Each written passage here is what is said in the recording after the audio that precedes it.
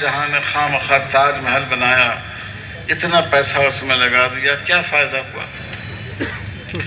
تو خیر میں نے ان کی بات میں دخل نہیں دیا، وہ سب عمر میں ہم سے کافی چھوٹے تھے۔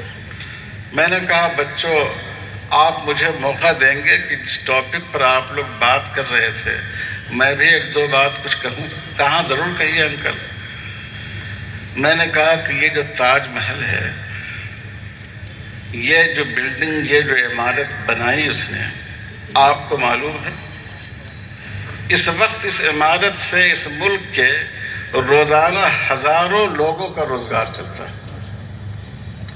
ہمارے ملک میں باہر کی آمدنی کا بہت بڑا ذریعہ ٹورزم ہے، اور جتنے ٹورسٹ ہمارے ہاں آتے ہیں ان کی پہلی ترجیح یہ ہوتی ہے کہ ہم تاج محل کو دیکھیں، اور پھر جب وہ تاج محل کو دیکھنے کو آتے ہیں تو آپ آگرہ کو جا کر دیکھ لیجئے، کتنے ٹیکسی والے، کتنے رکشے والے، کتنے ریسٹورنٹ والے، کتنے لاج چلانے والے لوگ ہیں جن کا روزگار اسی تاج محل سے چل رہا ہے۔ تو آپ کہتے ہیں کہ انہوں نے نقصان پہنچایا۔ اس زمانے میں ایک طریقہ یہ تھا کہ عوام کو روزگار دینے کے لیے عمارتیں بنوائی جاتی تھی، جیسے ہمارے ملک میں UPA دور میں منریگا اسکیم چلائی گئی کہ جہاں سڑکیں نہ ہوں گاؤں میں دیہات میں وہاں گلیاں سڑکیں بنا دی جائیں تاکہ لوگوں کو اس سے روزگار ملے، کیونکہ اگر عوام کو گھر بیٹھال کر پیسہ دے کر ان کی ضرورت پوری کی جائے تو پوری قوم اپاہج ہو جائے گی، ان میں کام کی صلاحیت ختم ہو جائے گی۔ تو اس لیے وہ ایسی عمارتیں بناتے تھے کہ جس کے ذریعے لوگوں کو روزگار ملے، اور اس وقت بھی روزگار مل رہا تھا، آج بھی روزگار مل رہا ہے۔ اور آپ پڑھے لکھے لوگ ہیں، اسکول کالج کے طلبہ ہیں، اور آپ کہہ رہے ہیں کہ انہوں نے یہ کیا کام کر دیا۔ اور پھر اس سے ہم بھارتیوں کا سر فخر سے اونچا ہوتا ہے۔ ہر ملک کو اپنی اپنی تاریخی یادگاروں پر ناز ہوتا ہے، فرانس ہو، دوسرے ممالک ہوں، ہم کو اس عمارت پر ناز ہے۔ ہم کہیں جاتے ہیں تو اس عمارت سے ہماری پہچان ہوتی ہے۔ میں نے ایک مثال دی ہے آپ کو، کس طرح مسلمانوں کو مرعوب کرنے کی کوشش کی جا رہی ہے، ان کی تاریخ کو مٹایا جا رہا ہے، احساس کمتری میں مبتلا کیا جا رہا ہے، اور جب کسی قوم کا رشتہ اپنی تاریخ سے، اپنے اتحاد سے کٹ جاتا ہے اور وہ اپنی تاریخ کے بارے میں احساس کمتری میں مبتلا ہو جاتی ہے، تو اس کو اس کے دین سے، اس کی تہذیب سے، اس کی سوچ سے ہٹانا آسان ہو جاتا ہے۔ تو یہ جو ہمارے ہاں مکاتب کا نظام ہے، جو مسجدوں میں بیسک اسلامی ایجوکیشن بچوں کو دی جاتی ہے، پہلے بھی اس کی بڑی اہمیت تھی، لیکن آج کے دور میں تو میں آپ سے کہتا ہوں کہ یہ فرض ہے ہر مسلمان بچے کے لیے۔ اگر بنیادی دینی تعلیم آپ نے اپنے بچوں کو نہیں دلائی تو آپ کو معلوم ہوگا کہ کئی ریاستوں میں باضابطہ گیتا کے اشلوک داخل نصاب کیے جا چکے ہیں، اور وہ کہتے ہیں کہ یہ دھارمک پستک نہیں ہے، یہ نیشنل پستک ہے، یہ بھارتیہ پستک ہے۔ تو کیا آپ چاہتے ہیں کہ آپ کے بچے اللہ کے کلام کو بھول جائیں اور ان کتابوں کو پڑھیں؟ اس لیے میری درخواست ہے کہ سب سے پہلے خود دین پر ثابت قدم رہیے اور اپنے بچوں کو دین پر ثابت قدم رکھیے۔ قرآن مجید میں آپ پڑھیں گے، سیدنا حضرت یعقوب علیہ السلام نے اپنی وفات کے وقت اپنے صاحبزادوں سے ایک سوال کیا کہ تم لوگ میرے بعد کس کی عبادت کرو گے؟ ما تعبدون من بعدی۔ یہ سوال بہت عجیب ہے، کیونکہ حضرت یعقوب علیہ السلام اللہ کے نبی تھے، ان کے والد وہ بھی حضرت اسحاق علیہ السلام وہ بھی اللہ کے نبی، ان کے چچا حضرت اسماعیل بھی اللہ کے نبی، ان کے دادا حضرت ابراہیم علیہ السلام تو اس شان کے نبی تھے کہ ان کے بعد تمام انبیاء ان کی ذریت میں پیدا ہوئے۔ ان کے صاحبزادے حضرت یوسف علیہ السلام بھی نبی، اور بعض علماء کی تحقیق کے مطابق ان کے ایک اور صاحبزادے یہودا، جن کی طرف یہود اپنے آپ کو منسوب کرتے ہیں، وہ بھی اللہ کے نبی، پورا خاندان اللہ کے نبیوں اور پیغمبروں کا ہے۔ اور حضرت یعقوب پوچھ رہے ہیں ما تعبدون من بعدی، میرے بعد تم لوگ کس کی عبادت کرو گے؟ بتائیے یہ سوال حیرت انگیز ہے یا نہیں ہے؟ کیوں حضرت یعقوب نے یہ سوال کیا؟ حضرت یعقوب نے یہ سوال اس لیے کیا کہ مصر میں مشرکین کی غالب ترین اکثریت تھی۔ بنی اسرائیل فلسطین سے یہاں آئے، حضرت یعقوب علیہ السلام، انہوں نے حکومت بھی کی مصر میں، لیکن مصر کی اکثریت ہمیشہ شرک میں مبتلا رہی، اور شرک کے جتنی قسمیں ہمارے اس ملک میں ہیں وہ تمام قسمیں وہاں بھی تھی۔ وہاں سوریہ نمسکار بھی ہوتا تھا، سورج کی پوجا بھی ہوتی تھی، چاند کی پوجا بھی ہوتی تھی، جانوروں کی پوجا بھی ہوتی تھی، گائے کی پوجا بھی ہوتی تھی، درخت کی پرستش بھی کی جاتی تھی، دریا کی پرستش بھی کی جاتی تھی، یہاں تک کہ بادشاہ کی پرستش بھی کی جاتی تھی۔ تو حضرت یعقوب علیہ السلام کو یہ فکر تھی کہ یہ مشرک اکثریت، یہ جو چھوٹی سی مومن اقلیت ہے، کہیں اس کو نگل نہ جائے، کہیں اپنے اندر جذب نہ کر لے۔ میرے بھائیوں، ہمارے ملک کی وہی پوزیشن ہے جو پوزیشن حضرت یعقوب علیہ السلام نے اس وقت مصر کی دیکھی تھی۔ اور ہمارے ملک میں جو ایک لابی ہے، برہمن لابی، اس کی تاریخ یہی رہی ہے کہ اس نے مختلف قوموں کو اپنے وجود میں جذب کر لیا ہے، اور اب بہت منظم طور پر طاقت کے ذریعے بھی، تعلیم کے ذریعے بھی، میڈیا کے ذریعے بھی کوشش کی جا رہی ہے کہ آپ کی نسلوں کو بھی وہ اپنے وجود میں جذب کر لیں۔ اس لیے میرے بھائیوں، سب سے بڑی ضرورت یہ ہے کہ ہم دین پر ثابت قدم رہیں اور اپنی نسلوں کو دین پر ثابت قدم رکھنے کا سبق دے کر جائیں۔ دوسری بات جو ہمارے دوستوں نے فرمائی وہ ہے معاشرے کی اصلاح۔ یہ بہت ضروری ہے۔ اصلاح معاشرے کا موضوع تو بہت بڑا ہے، لیکن میں آپ سے صرف دو باتوں کی گزارش کروں گا۔ ایک بات تو یہ ہے کہ جیسا کہ ایک پیشوا مقرر نے کہا، بیٹیوں کو میراث میں حق دیجیے، لازماً حق دیجیے۔ اور اگر آپ کو اپنے بیٹوں سے یہ خطرہ ہو کہ ان میں اتنی دیانت نہیں ہے کہ میرے بعد میری بچیوں کو میراث میں حق دیں گے، تو اپنی زندگی میں ترکے کو تقسیم کر کے بیٹیوں کو ان کا حصہ دے دیجیے۔ یہ بہت بڑی ضرورت ہے۔ ایک برائی سے دوسری برائی پیدا ہوتی ہے۔ ایک آدمی پہلے نشہ پیتا ہے، پھر کسی کو مارتا ہے، پھر کسی کو گالی دیتا ہے۔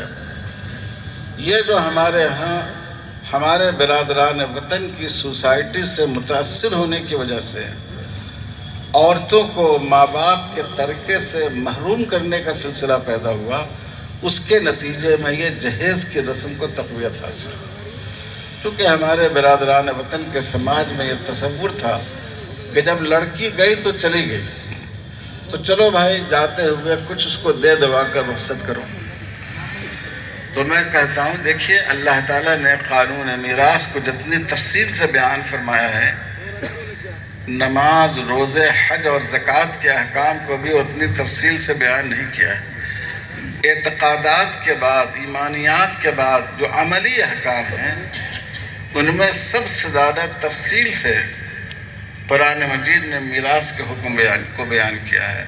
باپ کا حق، ماں کا حق، بیٹے کا حق، بیٹی کا حق، دادا اور دادی کا حق، شوہر اور بیوی کا حق۔ لیکن ہمارے ہاں میراث صحیح طور پر تقسیم نہیں ہوتی۔ اب تفصیل کا موقع نہیں ہے، لیکن قرآن میں جو آیت میراث آئی، وہ آئی دو لوگوں کو حق دلانے کے لیے، ایک عورتوں کو اور دوسرے یتیموں کو۔ نہ عورتوں کو ترکے میں حق دیا جاتا تھا اور نہ یتیموں کو دیا جاتا تھا۔ تو آج دیکھیے، شوہر کا انتقال ہو گیا، بچے پوری جائیداد پر قبضہ کر لیتے ہیں، ماں کو ان کا حق نہیں دیتے۔ اگر کہا جائے، توجہ دلائی جائے، تو کہتے ہیں کہ ماں کو کیا ضرورت ہے، ہم لوگ تو ان کو پال ہی لیں گے۔ بھائی تم پال لوگے تو تمہارا فریضہ ہے، پالنا ہی چاہیے۔ ماں نے تو اتنی مشقت سے تم کو پالا ہے، تمہاری پرورش کی ہے، تم اپنی ماں کی پرورش نہیں کرو گے؟ لیکن اس کی وجہ سے اس کا حق تو ختم نہیں ہوتا ہے۔ ماں کو اس کا حق ملنا چاہیے، وہ اپنے منشے کے مطابق اس کو کسی کام میں خرچ کرے، چاہے تو خیر کے کام میں خرچ کرے۔ آج ہی سب لوگ طے کر لیجئے کہ ہم ضرور، اگر ہمارے والد یا والدہ کا انتقال ہو جائے، ہم اپنی بہنوں کو بھی شریعت کے اصول کے مطابق ترکے میں حق دیں گے انشاءاللہ۔ اور والدین بھی اس بات کو طے کریں کہ اگر ہمارے بچوں کا مزاج موافق نہیں ہے تو ہم اپنی زندگی میں ترکہ تقسیم کر کے بیٹی کو اس کا حصہ دے دیں، بیٹے کو اس کا حصہ دے دیں، کچھ حصہ اپنی اخیر کی زندگی کے لیے رکھ لیں۔ اگر آپ یہ کریں گے تو لوگ جہیز کا مطالبہ بھی چھوڑ دیں گے۔ وہ دیکھیں گے کہ ہم کو تو بہت بڑا جہیز ملنے والا ہے، تو ہم کیوں چھوٹے موٹے جہیز کا مطالبہ کریں۔ اور دوسری چیز جس کے بارے میں آپ کو توجہ دلاؤں گا، وہ طلاق کا معاملہ ہے۔ طلاق کتنی ناپسندیدہ چیز۔ شریعت میں بعض چیزیں ناپسندیدہ ہوتی ہیں، لیکن ضرورت کی وجہ سے اس کی اجازت دی جاتی ہے۔ تو شریعت نے بہت ہی آخری حالت میں طلاق کی اجازت دی۔ اگر میں تفصیل بیان کروں تو بہت لمبی بات ہو جائے گی، لیکن قرآن مجید نے پورا پروسیجر بتایا ہے کہ میاں بیوی میں اختلاف ہو تو کیا کرنا چاہیے، سمجھا کر کام لیا جائے، تھوڑا سا بے تعلقی برت کر اپنی ناراضگی کا اظہار کیا جائے، کچھ فہمائش کر دی جائے۔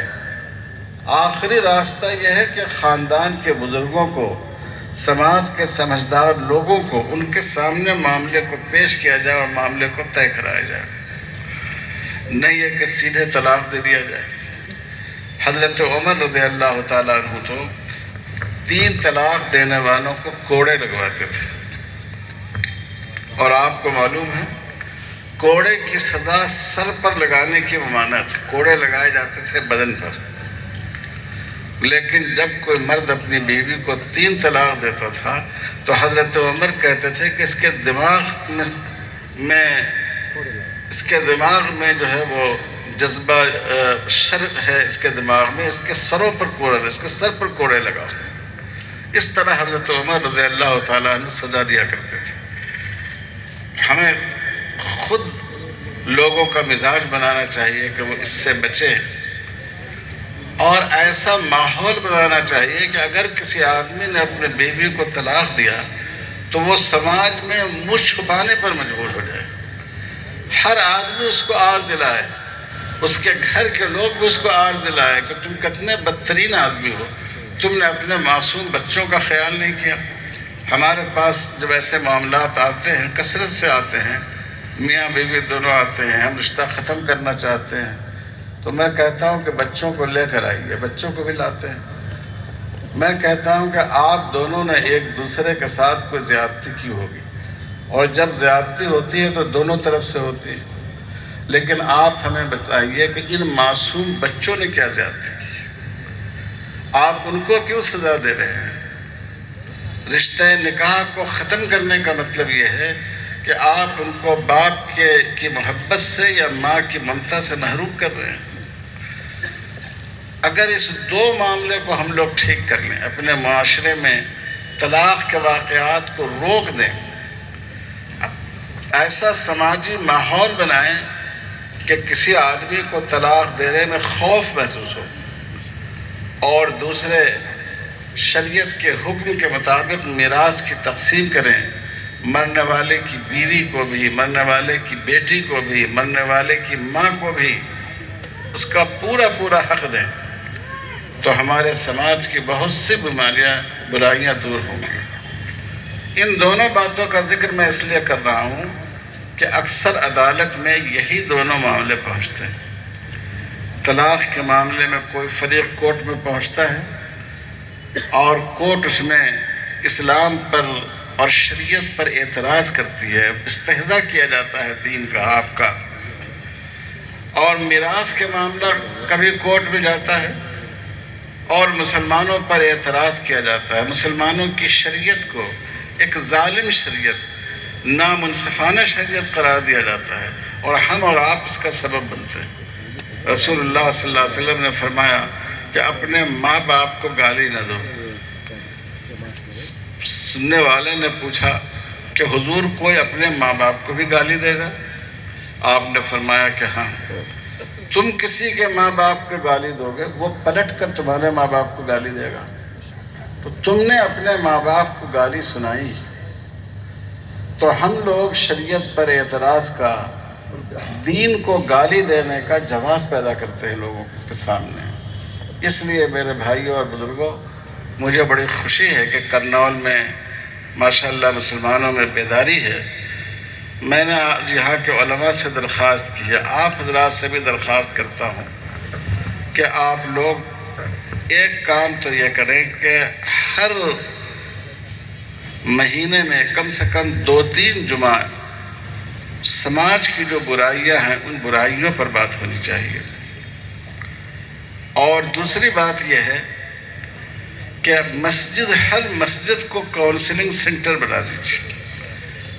ہر مسجد میں یہ بات طے کیجیے کہ ہمارا امام ہمارے اختلافات کو حل کرے گا۔ پورے شہر میں اعلان کرا دیجیے کہ کہیں کوئی جھگڑا ہو، بھائیوں میں جھگڑا ہو، ماں باپ اور اولاد میں ناچاقی ہو، شوہر اور بیوی میں کچھ ہو جائے، ہم کورٹ میں نہیں جائیں گے۔ ہماری کورٹ ہماری مسجدیں ہیں۔ ہمارے حضور صلی اللہ علیہ وسلم نے اس کو مسلمانوں کا کورٹ بنایا ہے۔ ہم مسجد میں آ کر اپنے بھائیوں اور اپنے علماء کے درمیان بیٹھ کر اس مسئلے کو طے کریں گے۔ اگر آپ ایسا کریں گے تو کسی دوسرے کو آپ کے معاملے میں دخل دینے کا یا حکومت کو دخل دینے کا موقع نہیں پیدا ہوگا۔ تو اس کا پورا اہتمام کیجیے اور اپنے بچوں کے بنیادی دینی تعلیم کی فکر کیجیے، ورنہ جو نئی ایجوکیشن پالیسی آ رہی ہے ابھی بہت سی ریاستوں میں اس کا نفاذ نہیں ہوا ہے، شاید آندھرا پردیش بھی نہیں ہوا ہے، ہو گیا ہے یہ، لیکن جہاں کہیں ہوا ہے وہ مسلمانوں کے لیے بہت ہی خطرناک ہے۔ وہ ایک میٹھا زہر ہے جو آپ کے بچوں کو ایمان کی حیات سے محروم کر دے گا۔ آپ ان تمام باتوں پر توجہ دیجیے۔ میں یہ بھی آپ سے واضح کر دوں کہ مجھے بڑی خوشی ہے کہ یہاں کے علماء نے، تمام ہمارے بزرگوں نے مل کر بہت ہی اتحاد رائے کے ساتھ اس کام کو کیا ہے۔ ہمارے یہاں کے ایم ایل اے جناب عبدالحفیظ صاحب نے بھی اس میں پوری مدد کی ہے۔ ویسے میں وضاحت کر دوں بورڈ کے خادم کی حیثیت سے کہ بورڈ کا سیاست سے کوئی تعلق نہیں ہے۔ ہم لوگ نہ کسی پارٹی کی تائید کرتے ہیں نہ کسی کی مخالفت کرتے ہیں۔ ہم یہ ضرور کہتے ہیں کہ مسلمان اپنے ووٹ کو سوچ سمجھ کر استعمال کریں، لیکن یہ بورڈ کی پالیسی ہے کہ کسی خاص سیاسی گروہ سے ہمارا تعلق نہیں ہے۔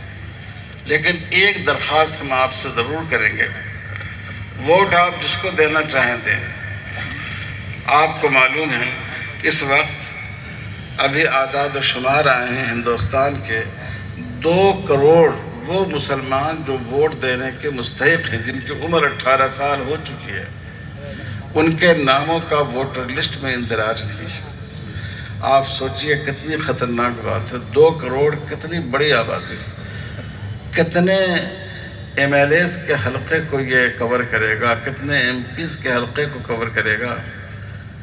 تو یہ تحریک چلائیے، ہم میں سے کوئی آدمی ایسا نہ ہو، مرد ہو یا عورت ہو، جس کی عمر 18 سال کی ہو گئی ہے، وہ ایک قومی اور دینی فریضہ سمجھ کر ووٹر لسٹ میں اپنے نام کا ضرور اندراج کرائے۔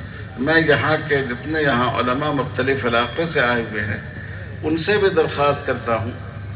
رسول اللہ صلی اللہ علیہ وسلم نے فرمایا الامام ضامن، امام ضامن ہے، تو امام صرف مقتدیوں کی نماز کا ضامن نہیں ہے، امام مقتدیوں کے تمام مسائل کا ضامن ہے۔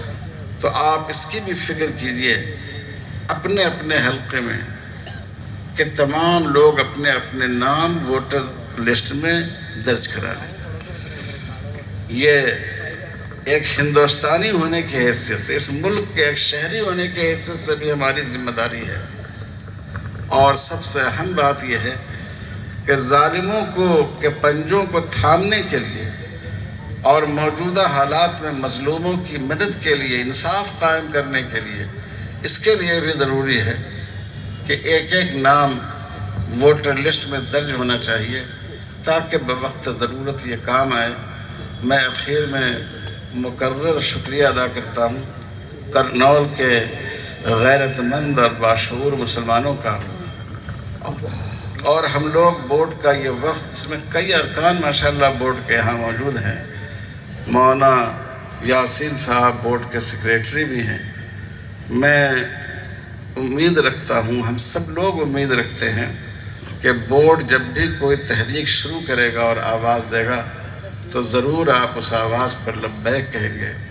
ربنا انشاءاللہ ربنا تقبل منا انک انت السمیع العلیم وصلی اللہ علی خیر خلق محمد۔ جی ٹھیک۔ اب قاضی عبد الماجد صاحب نظامی سے درخواست